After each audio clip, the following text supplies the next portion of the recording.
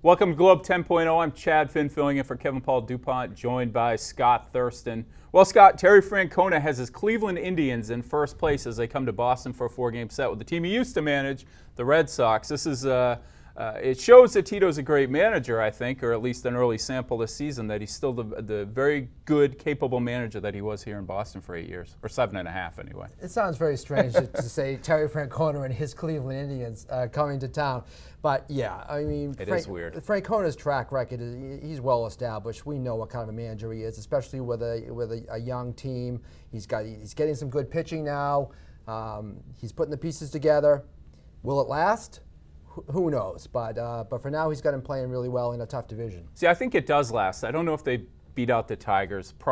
They're probably, if not the Rangers, they're probably the best team in the American League. But Cleveland, that's a terrible division. Minnesota, the White Sox, they've given the Red Sox a hard time, but that's an abysmal team too.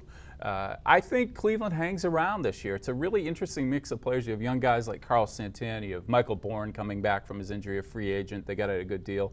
Nick Swisher, they got from the Yankees as a free agent. And then there's the ace, Justin Masterson, who we also know well here in Boston. Francona loved him when he managed him when he came up here. Does Cleveland have the pitching to make it? Can Francona juggle that to keep them in this thing? Geez, I don't know. I mean, I love Masterson when he was here. I was sorry to see him go.